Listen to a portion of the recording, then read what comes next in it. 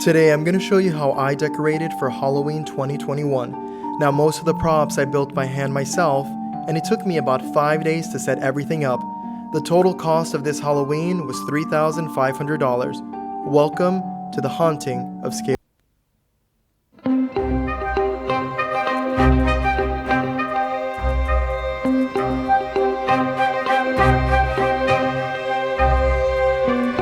Okay, so here we have our beef netting. This is the poly cotton blend from Trenton Mills. They make this awesome beef netting. I'm going to be using about 15 to 20 pounds today, depending on how much I'm going to do. But 15 pounds should be enough for a 2-story house and part of the garage. We're going to stretch it out. We're going to get an X-Acto knife. We're going to cut slits into it or holes into it so it gives it that spider web effect. And let's get into it. Let me show you how it's done.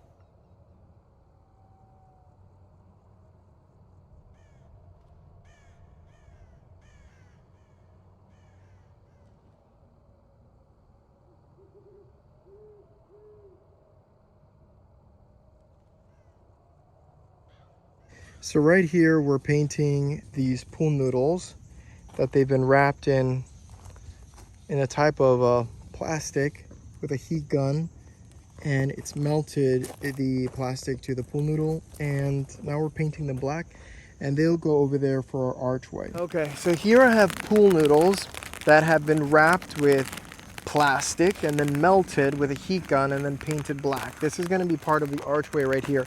So we're going to tie this with zip ties. These bad boys took forever to make, but we finally got them done. Let me show you how I put them up real quick.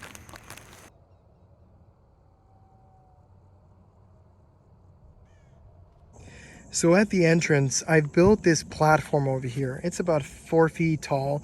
I'm going to put the Inferno on this, and this Inferno is from Home Depot. And here we have our jack-o'-lanterns that I've modified. Each one of them has an LED flame effect light on the inside with a plug, so we can just plug them in. These are ready to go on the roof. These are from Home Depot. And that's Billy. So I've taken out all the pumpkins from storage. I need approximately 90 batteries for all of these pumpkins. They are all with candles that have a remote, so you can just turn them on with a remote control or just set them with a timer, which is super awesome. So we're gonna put these out now. Okay, now that we finished with the pool noodles, we're going to start attaching these jack-o'-lanterns that I carved. Oh, yes. I put these they're copper pipe holders, screwed it into the back. You can also put wire right through the side. I did one up there, but this seems just so much easier to use the zip tie, so we're doing that. There we go, we've got another one.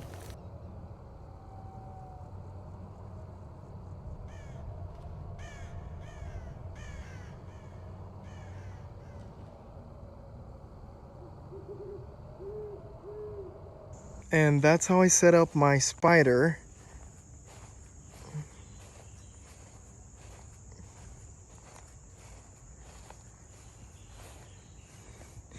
Now let's move on to the pumpkins.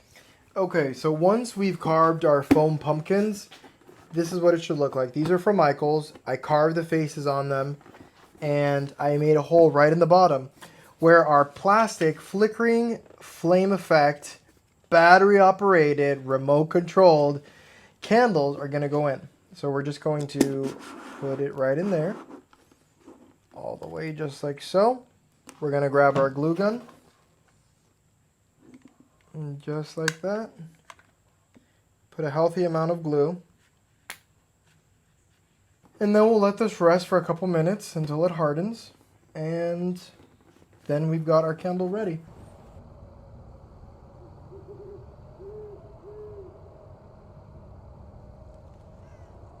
Okay, so this is the platform that I built. This is one of 3 that are going to go on top of the roof. This is where the jack-o'-lanterns are going to go on top, just like this. In order to get them to the top of the roof, I'm going to attach some cord. I'm going to pull it all the way up, and I'm at the top of the roof. So safety first, right?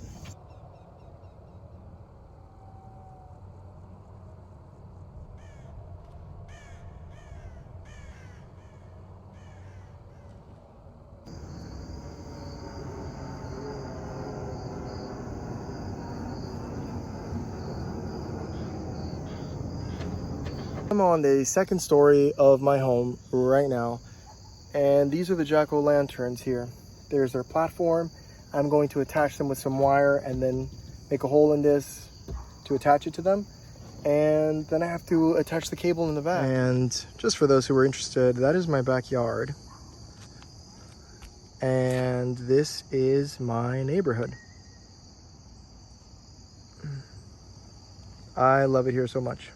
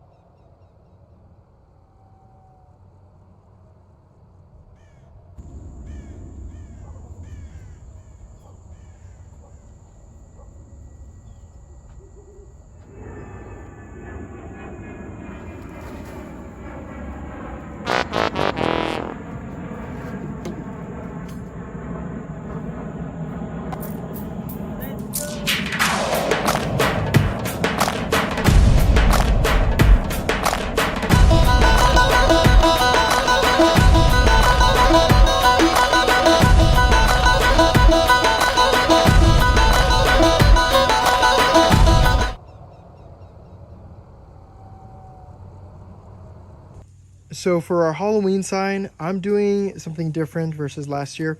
I'm using an 8-foot wide insulation foam board that I cut. I've printed these letters out. We're going to carve them using our Dremel tool and then paint it. It's going to look